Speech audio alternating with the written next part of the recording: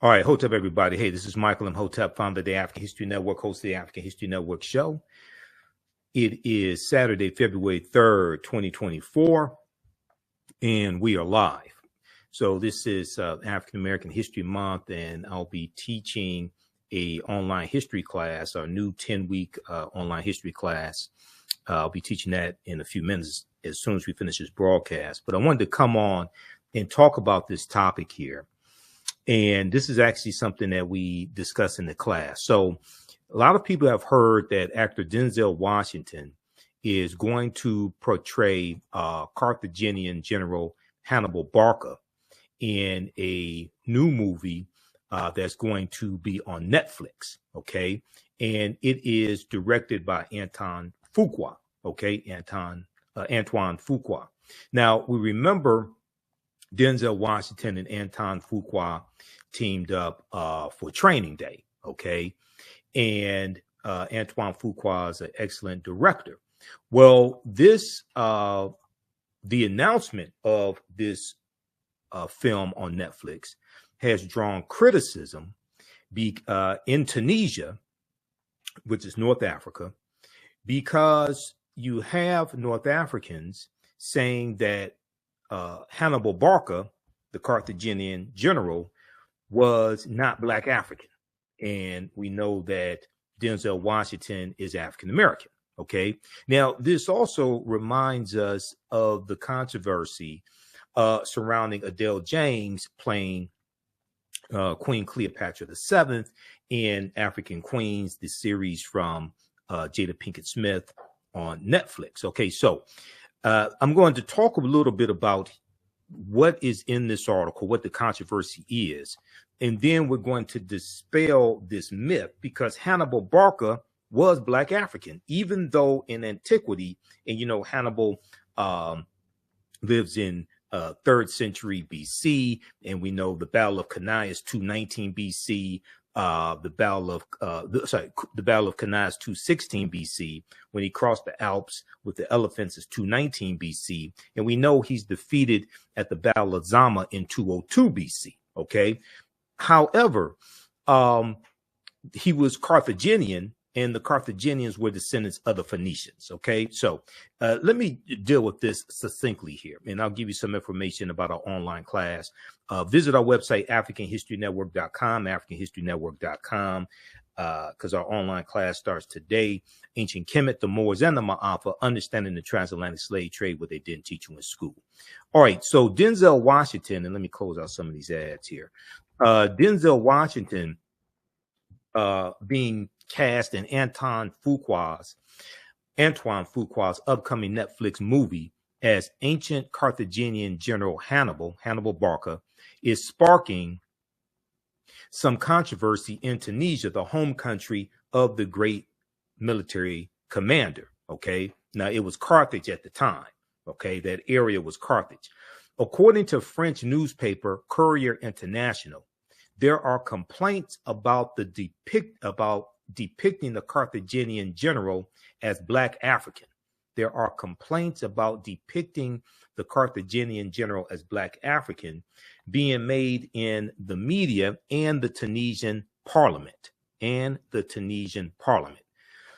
Now, Member of Parliament Yassine Mami, M-A-M-I, not exactly sure how to pronounce that, has pointed out that Hannibal was born in 247 BC in Carthage, now known as Tunis, the Tunisian capital, and was of West Asian Semitic origin.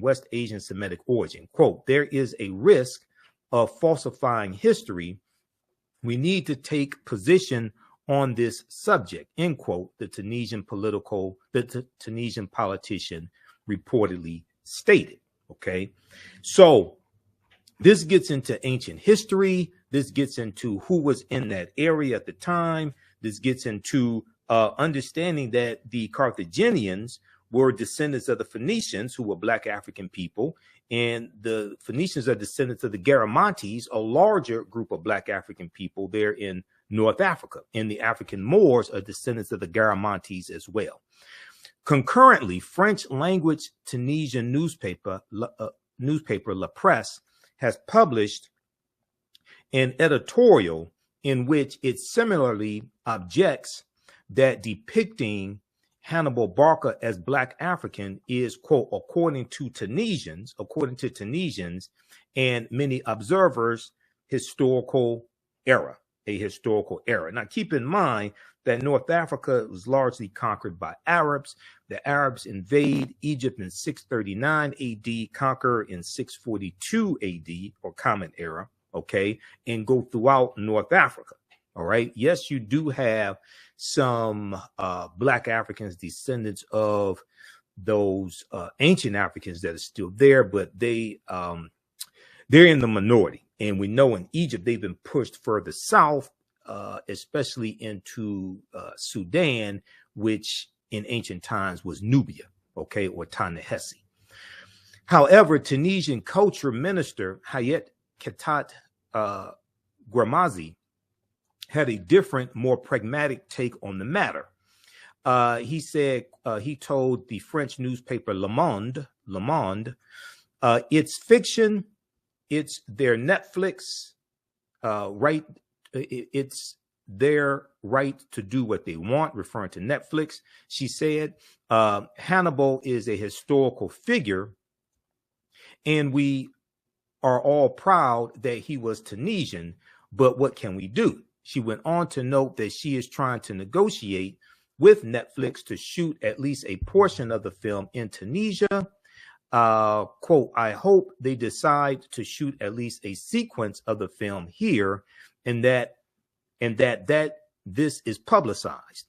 We want Tunisia to go back to being a location where foreign films are shot. She said, as reported by Le Monde newspaper. Okay, now, representatives for Netflix, Denzel Washington and Antoine Fuqua, did not immediately reply to a request for comment. Now, this controversy in Tunisia over Denzel Washington playing Hannibal is reminiscent, as I said at the beginning, of the uproar in Egypt, and let's be frank, anti-Black backlash from Arabs in Egypt over Adele James portraying Queen Cleopatra VII. And they weren't saying Queen Cleopatra VII was Black. They were saying that she was not white. They were saying she looked more like Adele James, who is biracial, than she did Cleopatra. I mean, then she did Elizabeth Taylor, who portrayed Cleopatra VII as well. Okay. Now, the still untitled film about the Carthaginian general Hannibal Barca will be written by John Logan, the three-time Academy Award winner who scribed Martin Scorsese's The Aviator and Ridley Scott's Gladiator. According to the original logline, the movie is based on real-life warrior Hannibal Barca, who became Carthaginian general at 26 years old. He is widely regarded as one of the greatest military commanders in history. The film covers the pivotal battles he led against the Roman Republic during the Second Punic War. And we deal with the Punic Wars in my online class, online history class also. And we also talk about the Battle of Cannae 216 BC, when Hannibal has an army of 50,000 people made up of largely of barbarians who defeat the Roman army, and Rome has about 80,000 soldiers. Okay, that's the Battle of Cannae 216 BC. Hannibal invaded Italy while riding a northern African war elephant. Okay, and you read about Hannibal crossing the Alps. That's in 219 BC. Under his lead, the Carthaginians won key victories against the Romans, allowing Hannibal to occupy the majority of southern Italy for 15 years. Eventually, Hannibal was defeated by the Romans at the Battle of Zama, Z-A-M-A, after they counter-invaded North Africa. Okay, and that's the Battle of Zama in 202 BC. It's going to be after the Battle of Zama that Publius Cornelius Scipio takes the surname Africanus after the area that he's conquering. Okay, Africa was not named after a Roman general. Okay, Africanus means belonging to Africa. People have this totally backwards, and we break this down in my class and provide you with the evidence as well. So what I want to do quickly here is I want to look at some information that I teach on dealing with Hannibal Barca. Okay. And these are actual slides from my class, but we deal with this myth, and we deal with distortions of Hannibal's depiction. And we show that Hannibal was Black African. Okay. Now there was a series also from the History Channel called Barbarians Rising, came out about 2015. And in that series, it depicted Hannibal Barca as Black African also. Okay. Let's see here. Let me go to, all right. Yeah, I want to take that down. Also, I meant to show you all my t-shirt. I know some people are asking. Okay. Blacks in science, Black scientists and inventors. Okay. So, I always have some interesting t-shirts. All right. So let's look at this here. All right. Now, Carthage was founded in 813 BCE, before the Common Era. A Carthage exists from 813 BCE to 146 BCE or BC. And Carthage is destroyed by the Romans. Okay. So when you read about the Punic Wars, that deals with the wars between Carthage and Rome. Now, let's see here. Let's back up for a minute. Okay. Now, Carthage was founded in the 9th century BCE on the Gulf of Tunis. From the 6th century onwards, it developed into a great trading empire covering much of the Mediterranean and was home to a brilliant civilization. In the course of the long Punic Wars, Carthage occupied some of Rome's territories before finally being destroyed by its rival in 146 BCE. If you watch the fantastic documentary about Dr. John Henrik Clarke, a great Grandmaster Scholar Warrior, Dr. John Henrik Clarke, he talks about Hannibal Barca. He talks about the Romans, okay, the Carthaginians as well, okay. All right, here, hold on just a second. He talks about the Carthaginians as well, and the effort by Rome to destroy the Carthaginians. Okay, let's continue here.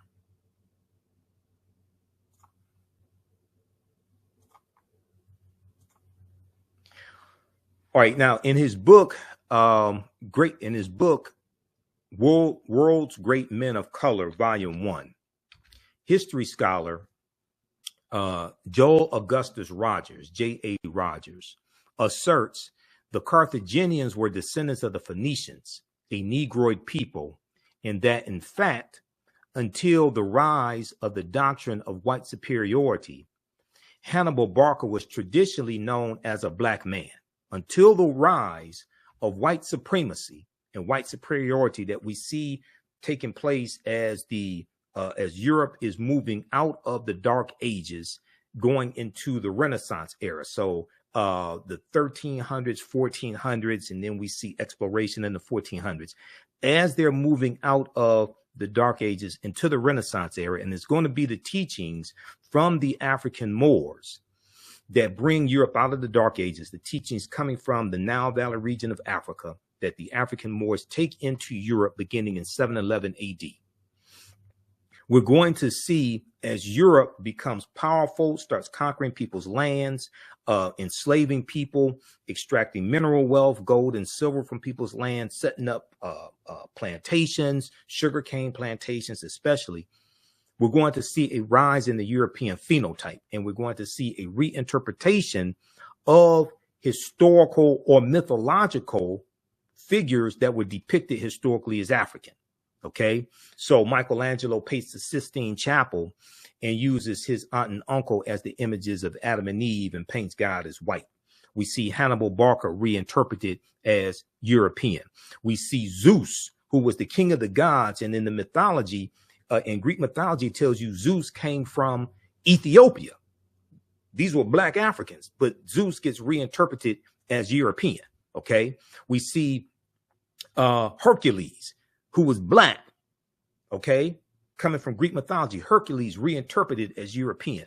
We see the Black Madonna and Child, okay, who comes from Osset, okay, Isis.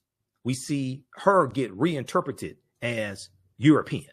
Okay, so as we have a rise in the dominance of the European phenotype and as Europeans come into power, as Europe moves from the Dark Ages into the Renaissance era, we see a rise in the European phenotype.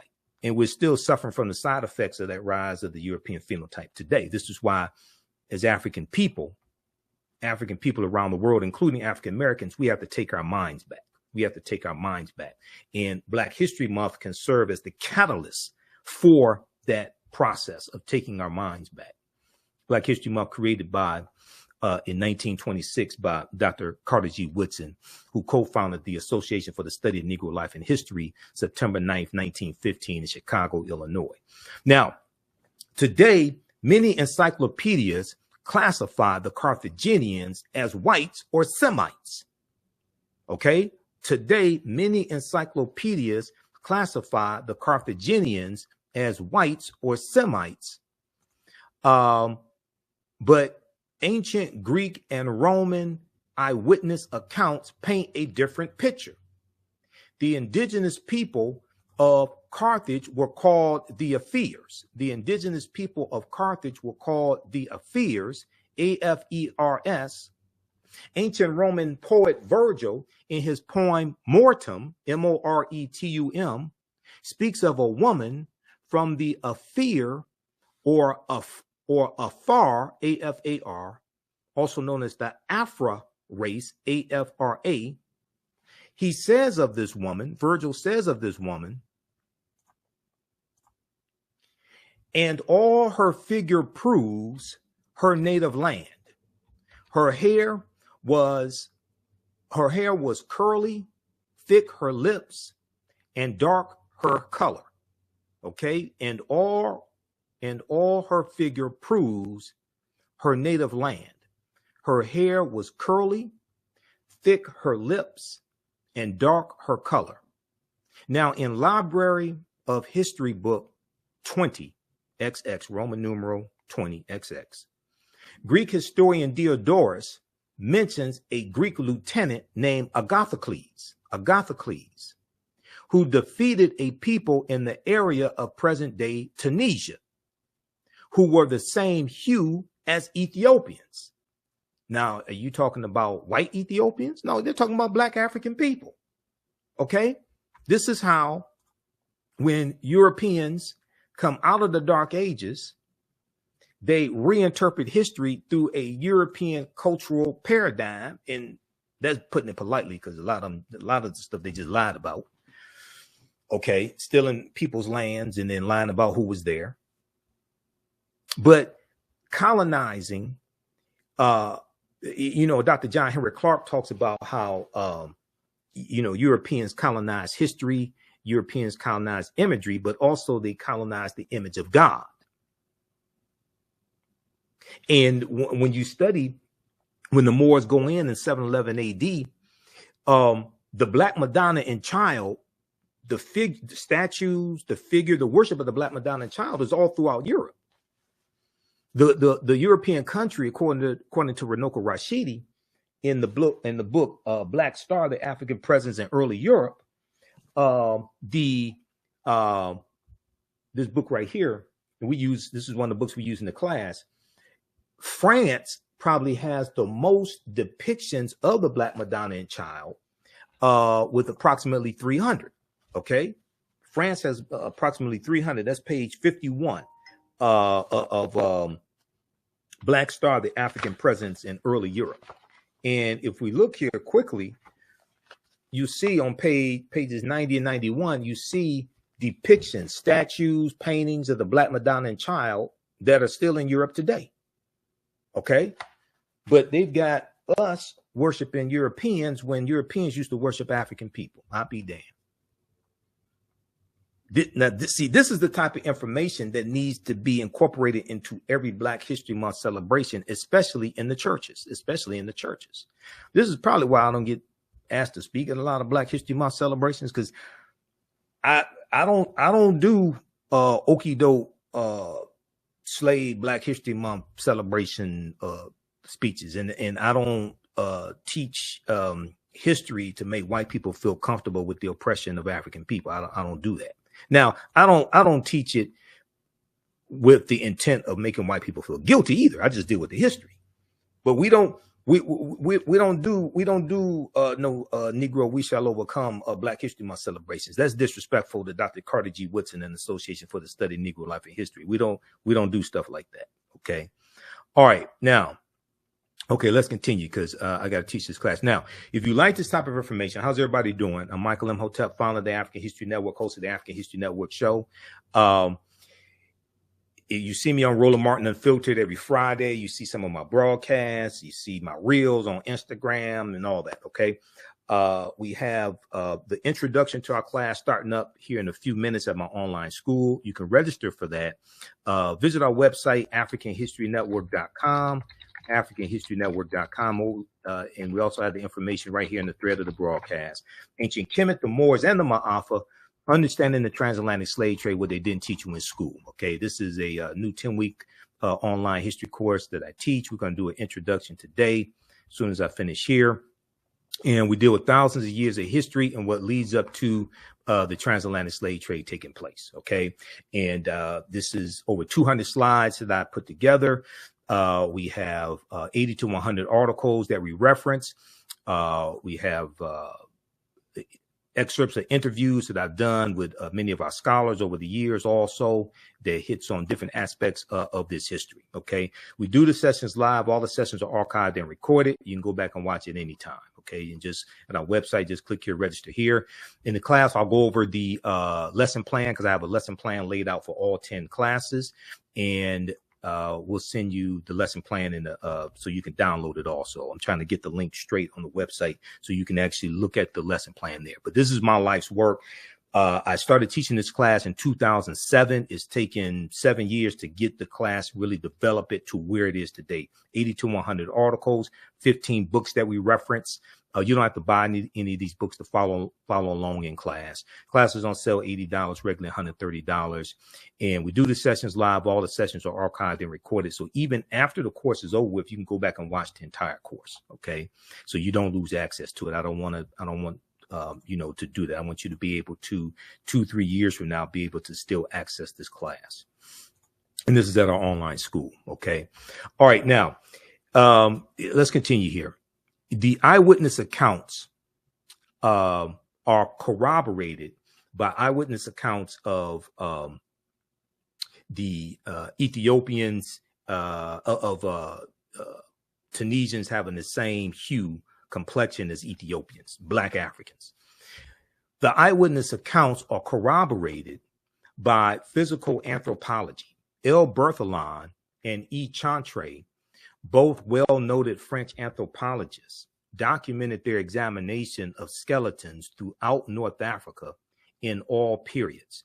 They noted that the remains of both upper and lower class individuals of ancient North Africa were representative of the Negroid race. They're saying these were Black Africans. Okay, these weren't brown Caucasians. Okay, these weren't light-skinned Arabs. These weren't dark-skinned Europeans. These were Black African people. And there's a huge effort and a continuing effort to distort this history so you can reduce African people to just slavery and being conquered. They don't want to show, and even in media, in the movies, they do not want to show African people ruling the world. Why? Because whatever's disseminated becomes imitated. That's why Megan Thee Stallion is promoted to us. That's why Lil Wayne is promoted to us. That's why Sexy Red is promoted to us. That's why ignorance is promoted to us. Whatever is disseminated becomes imitated. Okay? So we have to understand this. Bantu Stephen Biko, one of our great South African freedom fighters, said the most potent weapon in the hands of the oppressor is the mind of the oppressed. We must take our minds back.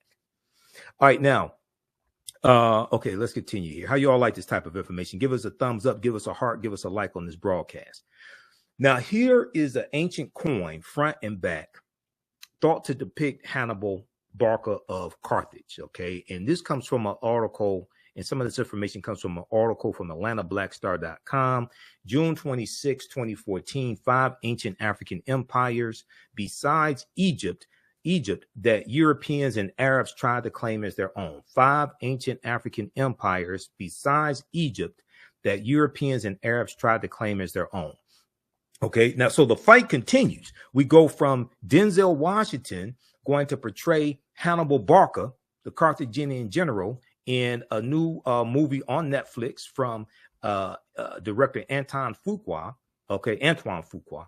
We go from that to backlash from Tunisia. And if we go back to 2023, we see, and this article is from December 11, 2023, Denzel Washington's casting as ancient General Hannibal in Antoine Fuqua Netflix film sparks controversy in Tunisia, in North Africa. We saw Jada Pinkett Smith got backlash, okay, not for Will slapping Chris Rock, but backlash for depicting, putting forth the notion, one, that Queen Cleopatra VII was biracial or mixed race, which most likely she was. Okay, and she looked more like Adele James, most likely, and Adele James is biracial. She looked more like Adele James than she did Elizabeth Taylor. Okay, and we've done extensive broadcasts dealing with the series from Jada Pinkett Smith here on the African History Network. Okay, so check out the interview I did with Dr. Malefe Kete Asante, Anthony Browder, as well as the interview that I did with Dr. Charles Finch. Okay, all right, now, this is Pinnock, Nicholas Pinnock, okay?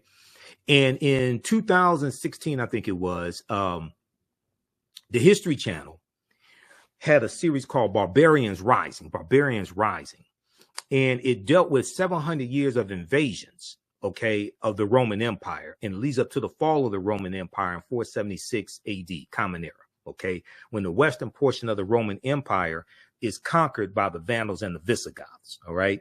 Now, hold on. Conquered by the Vandals and the Visigoths. Okay. So the first installment dealt with Hannibal Barca, and they talk about the Battle of Cannae in 216 BC, and Black British actor Nicholas Pinnock portrayed Hannibal Barca. Okay. And he did an excellent job.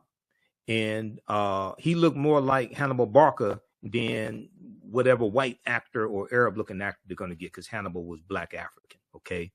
The famous Carthaginian was a thorn in the empire's side. He became a general at the age of 26 and managed to unite barbarian tribes to stop Rome's imperial rise. The military genius was famous for climbing the Alps with war elephants, whose sole purpose was to stomp the Roman Empire, Hannibal ultimately wanted to invade Rome, but he failed to do so. There have been debates over the race of Hannibal. This debate still continues to this day. So there was a good article from AtlantaBlackStar.com called History Channel Portrays Hannibal as Black. White people cry foul over quote unquote historical revisionism. This article is from June 7th, 2016. Okay. And in 219 BC, Hannibal of Carthage led an attack on Saguntum, an independent city allied with Rome, which sparked the outbreak of the Second Punic War. Okay. Hannibal then marched his massive army across the Pyrenees and Alps into central Italy in what would be remembered as one of the most famous campaigns in history. After a string of victories, the most notable coming at Cannae in 216 BC. This is the Roman army loses about 50,000 soldiers at the Battle of Cannae in 216 BC. It's looked at as one of the greatest military victories in history. So there's a concerted effort, right, to see they don't have a problem. White Hollywood, the white power structure, they don't have a problem with trying to rewrite the history of black buffoonery and have Europeans depicted in roles that originally went to black buffoons. They don't have a problem with that. Step and Fetch It, Amos and Andy. Even though Amos and Andy, when there was a radio show, was created by two Jewish men, Freeman Gosden and Charles Correll, two white men, Freeman Gosden and Charles Correll. They oftentimes perform the radio show in blackface. But then when it goes to television, then they had to have African-American actors. So if you ever heard of the Amos and Andy radio show that started in the 1920s, that comes from the minstrel shows. The minstrel shows were created by T.D. Rice, Thomas Dartmouth Rice, about 1828, 1829, who's known as the father of minstrelsy. Okay. And so I'm gonna have to slow down because I gotta teach this class and see all this. We get into all this. This is a 10-week online course, but let me just show you something here. Let me just show you this right quick. This is T.D. Rice. So this is why the minstrel shows were so damaging, because it created the stereotypes of the coon and the mammy and Jim Crow. Okay, coming from the song "Turn Around, Jump Around, I Jump Just So." Every time I turn around, I jump Jim Crow. Right.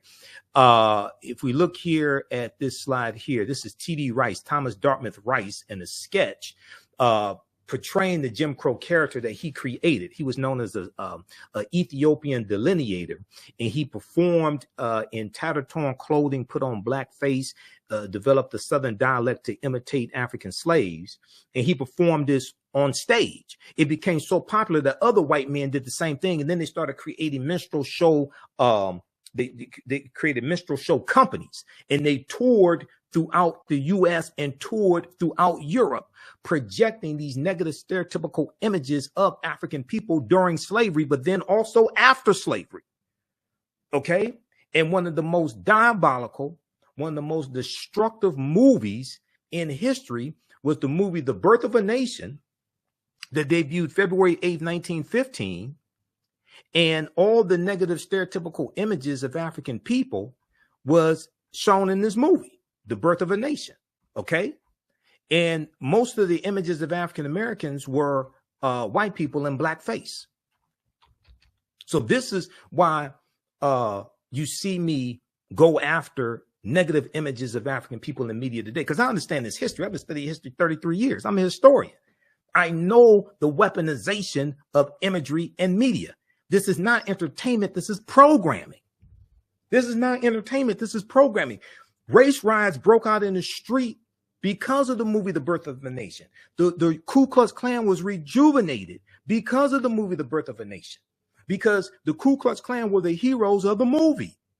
Okay, long story short, the movie takes place during slavery in Piedmont, South Carolina, during slavery, the Civil War, 1861, 1865, and the Jim Crow and the Reconstruction era, 1865, 1877. You can watch the entire 3-hour movie on YouTube. It's a silent movie. There's a scene that depicts a black man raping a white virgin in the movie The Birth of a Nation. This movie caused race riots in the streets. And what's interesting is we had enough sense to protest against that movie, lead protests in Boston, lead protests in California when the movie came out. Today, we don't have enough sense to protest negative corporate controlled hip hop that puts forth some of the same negative, stereotypical, dehumanizing images. We had more sense back then. Okay, let's see here. How's everybody doing? All right. So let me wrap it up. I'm going to wrap it up here. How do you like this type of information? Give us a thumbs up, give us a heart, give us a like on this broadcast. Visit our website, theafricanhistorynetwork.com, theafricanhistorynetwork.com. You can, because I'm getting ready to jump off and go to our online school and teach this class. But visit our website, theafricanhistorynetwork.com. You can register for this 12-week online history class that I teach, Ancient Kemet, one of the original names for Egypt, the Moors, and the Ma'afa, understanding the transatlantic slave trade, what they didn't teach you in school. Okay. And before I go, I got to show you this quickly. So, because I hear so many people putting out this misinformation saying that Africa is named after a Roman general, Publius Cornelius Scipio Africanus. That's false. It's the other way around. It's the other way around. Publius Cornelius Scipio Africanus fought in the Second Punic War. He dies in 183 BC, okay, which is also the same year that Hannibal Barca dies, all right? Now, I consulted Cassell's Latin and English Dictionary. I was doing a presentation for African Liberation Day here in Detroit back around 2012, 2013, something like that. And this was one of my topics. Africa was not named after a Roman general named Publius Cornelius Scipio, okay? Cassell's Latin and English Dictionary 2002 edition, page 11, the entry for a fear, it tells you that Africa, it tells you that the word Africanus means African or belonging to Africa, as a surname conferred upon two of the Scipios. Okay, now, so his last name was Scipio. Is after the battle of Zama in 202 BC that he takes the surname Africanus, mean belonging to Africa. The prefix Afri is in reference to a people called the Afri who lived in Algeria and Tunisia, a Black African people. So we reference pages 14 and 15 of African People in World History by Dr. John Henrik Clarke. And it says here, the Nile Valley's first age of high cultural grandeur lasted until the eve of the Christian era. Some aspects of it survived the Greek and Roman occupation of parts of North Africa. After this rise and decline of Greek civilization and the Roman destruction of the city of Carthage, Carthage is destroyed in 183 BC. The Romans organized the conquered territories into a province they called Africa. Okay, after the Romans, after the rise and decline of Greek civilization and the Roman destruction of the city of Carthage, the Romans organized the conquered territories into a province they called Africa, a word derived from Afri, A-F-R-I, the name of a group of people about whom little is known. This was a new name because previously all dark-skinned people were called Ethiopians, since the Greeks referred to Africa as Ethiopia, which in Ethiopia means the land of the burnt-faced people. Okay, so Ethiopia originally was Abyssinia. Okay, so Ethiopia is a Greek word. All right, so but the Afri were a group of Black African people in Algeria and Tunisia. Tunisia used to be called Carthage. The Carthaginians are descendants of the Phoenicians. The Phoenicians are descendants of a larger group of people called the Garamantes, who also the African Moors were descendants of as well. Okay, so no, Africa was not named after Publius Cornelius Scipio. It's the other way around. He took his surname Africanus after he defeats Carthage in the Battle of Zama and defeats Hannibal Barca 202 BC in the Battle of Zama, Z-A-M-A.